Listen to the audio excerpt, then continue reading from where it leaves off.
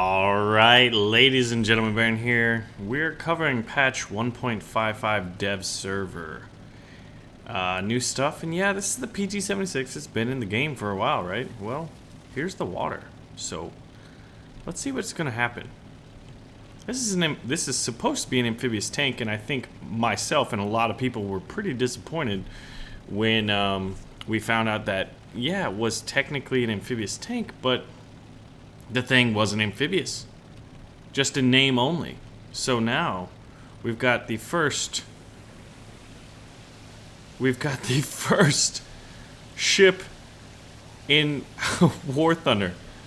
Oh, it's a little, oh my gosh. Okay, but the ship can't sink.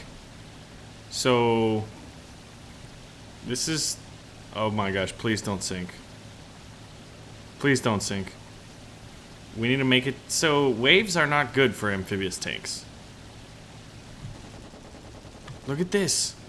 Do you know the ramifications, ladies and gentlemen? This is the first controllable floating vehicle that's not a plane. In War Thunder. I'm gonna call it the first ship, the first amphibious tank. Oh my gosh, this is amazing.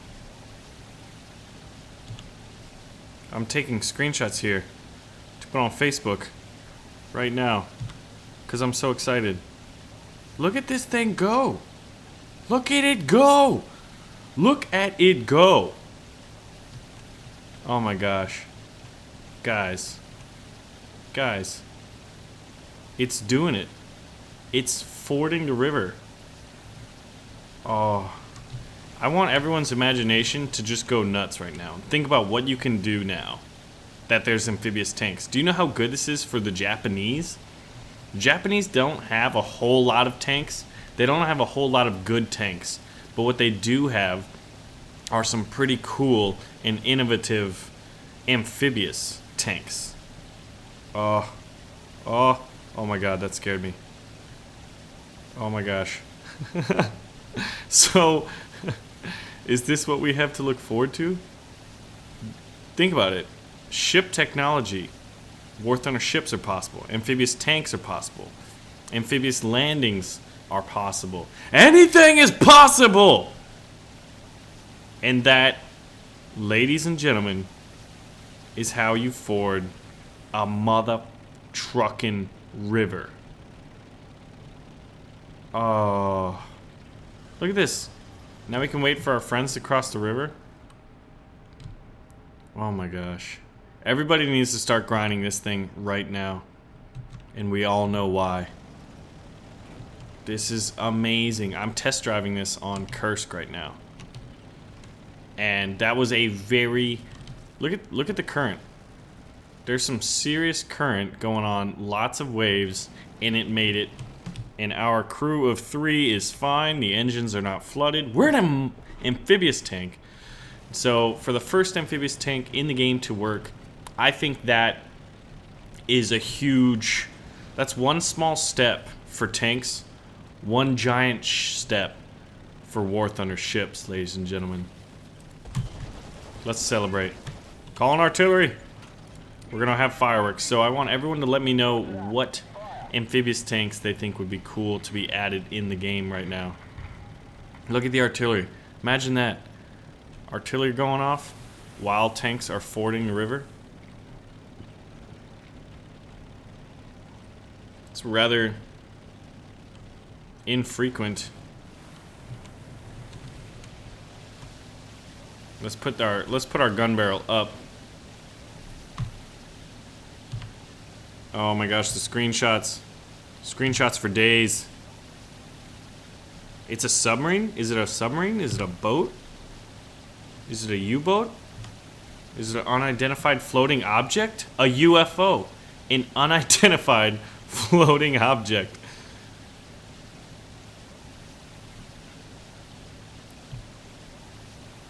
Look at this. And you can turn it. Oh my gosh. It's unprecedented, ladies and gentlemen. This is, oh gosh, this thing is definitely rocking in the water here. It's like it's oh gosh. Oh man, we got really close. All right, so we're gonna forward this thing once more. We're gonna get to that.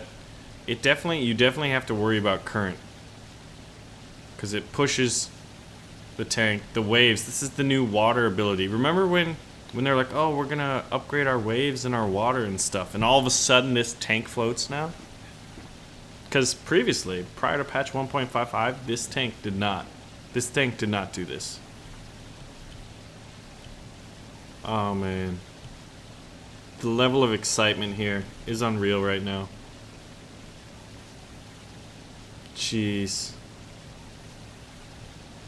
And you don't drown even though you get really close. And at one point I thought we wouldn't make it.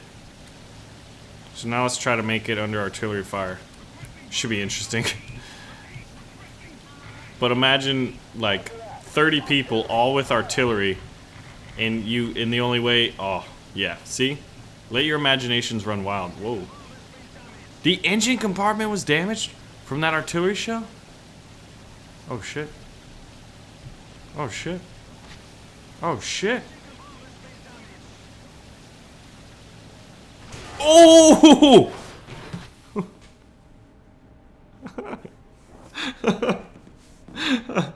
All right, ladies and gentlemen, I'm so excited for this. This is, like I said, one rather large step for tanks, but one huge giant leap for War Thunder and ships in general. Oh my gosh. This now is one of the coolest tanks in War Thunder. It went from one of the flimsiest with its amazing 13 millimeters of frontal armor and 15 millimeters of rounded turret armor at tier 4 battle rating 5.7 to one of arguably the coolest vehicles as far as functionality in the game. Where are those little propellers at, huh? There should be like little propellers, or I guess maybe they didn't use it that. Maybe it has jets. I don't know. Anyway, ladies and gentlemen, I've got a lot of research to do on amphibious tanks, and I'm sure you guys do too. Let me know your favorites in the comments below. All right, ladies and gentlemen, so we just saw the PT-76 floating, swimming, sailing, however you want to call it. And you know what, we're going to be discussing some other amphibious tanks that I think would be great to be added into War Thunder Ground Forces. I think the PT-76, out of all the ones I'm going to show, is going to have the best gun in that amazing 76mm autoloader, but I think that some of these other ones, for their tier, would actually be relatively decent. And I think amphibious tanks would add a fun element of gameplay, a little bit of novelty to War Thunder. I mean, since the PT-76 is already in, and if we're going to get Japanese tanks, some of these are going to be in it anyway. But there's actually a lot more amphibious vehicles than I had previously thought. And I thought that the Japanese would have a lot of them, but actually the Americans might have the most different options. But you know what? Let's get into that. So what we're looking at right now is the LVT A1.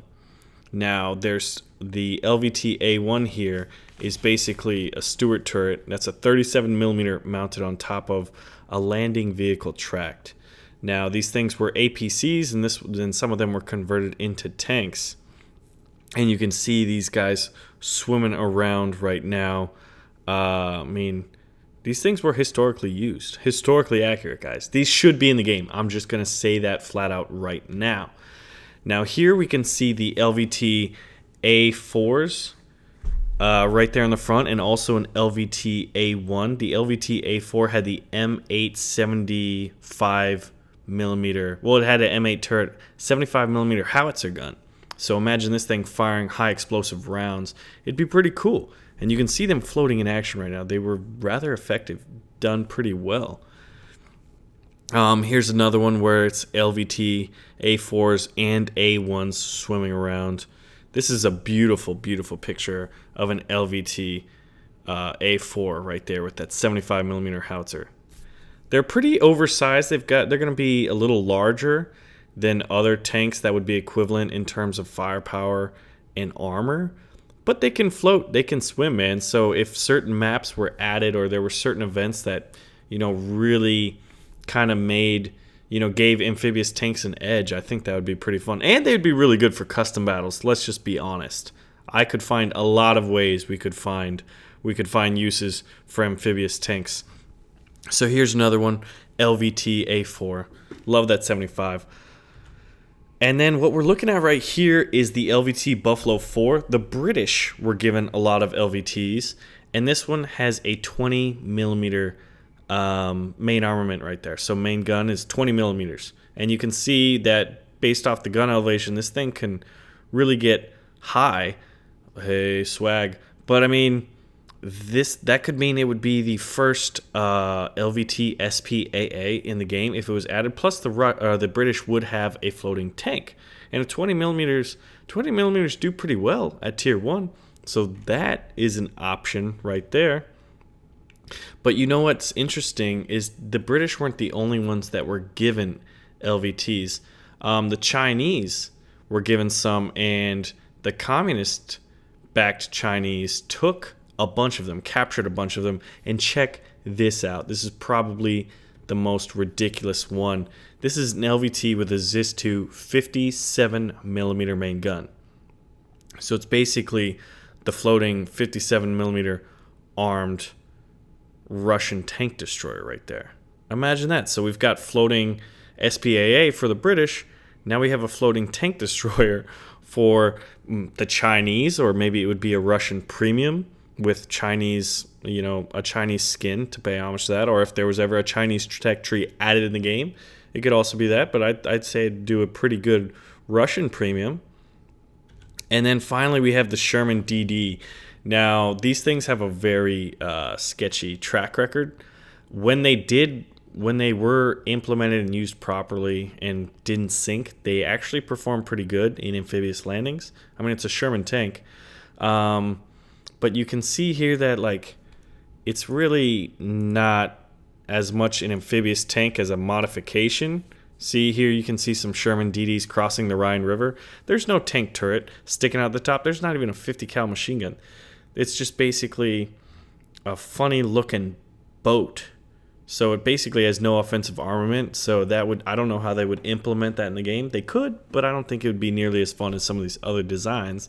But the Sherman DD is definitely one of the amphibious tanks that gets a lot of attention. But I think for our purposes within War Thunder, it wouldn't be a very good fit. So now let's move on to the Japanese here. We've got the Type 2 Kpfw. Now, these things are really funny looking tanks by themselves. Here's a Type 2 Kpfw. It's got a 37 millimeter main gun. So the Japanese are not going to have a whole lot of tanks. There's going to be a lot of gaps to be filled. But the Type 2 and the Type 3 Kpfw and Kachi were used in decent numbers, so I would imagine them not as premiums, but in the main tech tree. And here you can see a Type 2 broken down with its rear and fore boat sections basically taken off. But 37 millimeter main gun, which if you think about it, it's bigger, but it would act as spaced armor. If you think about it, it wouldn't be much, but it would have an effect, I think. So, I mean, hey, it's bigger, but it's got a little bit of additional armor and more stuff to shoot. Plus, it has that added mobility and tactical ability to travel in the ocean, travel in rivers, travel across lakes, hit you from places you didn't think you could get hit because, hey, they're amphibious. And here we have a Type 3 Kachi, very similar to the Type 2 Kpfw. This one has a 47 millimeter main gun, however. So very similar in concept and design, and they look pretty similar. But it does look like a boat. It does look like a ship. So, I mean, if you think about it, let me just entertain an idea that I would like to envision and imagine and dream about. Is everyone was always like, how do you really implement when there's when War Thunder does implement ships and there would be a battle that has ships, planes, and tanks going around? Well, amphibious tanks would really tie those two together because there'd be amphibious tanks getting dropped off from, transports and stuff like that, those transports that we see in the game. And there's also those little Higgins boats and Daihatsu landing craft that could have other tanks on them as boats with tanks on them, but this would be a tank boat, right? So these things get dropped off and invade the shores where other tanks could be defending, and SPA would be shooting down planes, and all of a sudden amphibious tanks pop up and blow them out. possibilities are endless for those big, persistent battles that War Thunder has been experimenting with right now.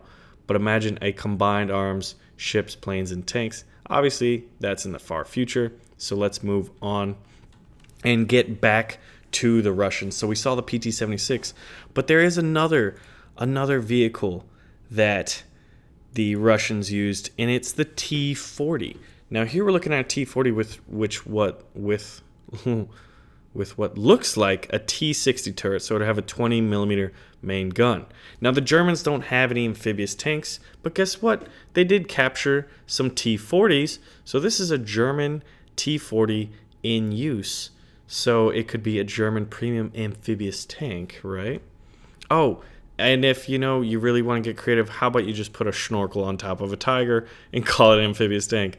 Now that would be kind of funny because the Tigers would then be able to ford rivers going basically under them, not under them, through them rather, submerged in them, with this giant snorkel poking out. And it'd be kind of funny because they would be really, really good, but then in other fields you'd be like, what is that sticking up behind that giant hill? Oh, it's a Tiger snorkel. So that'd be kind of funny. And then here is a T-40 with a 12.7 millimeter machine gun. So I think there could be two versions of the T-40, given the Russians 3 amphibious tanks, the PT-76, the T-40 with the 12.7, and the T-40 with what looks like the T-60 turret armed with the 20 millimeter main gun. That's just me entertaining some fun ideas. Let me know what amphibious tanks or amphibious armored vehicles they should add. If you like the idea of this persistent battle with ships, tanks, and planes, and the ability for amphibious tanks to be dropped off and capture strategic objectives and stuff like that. I mean, hey, that'd be a pretty cool idea in my book. Anyway, ladies and gentlemen, thank you guys so much for watching. That was the PT-76 floating, and then me talking about some fun amphibious tanks that I think should be added in the game. Pull the trigger on the like button, share the video with a friend, and let me know what you guys want to see next, and I'll see you soon.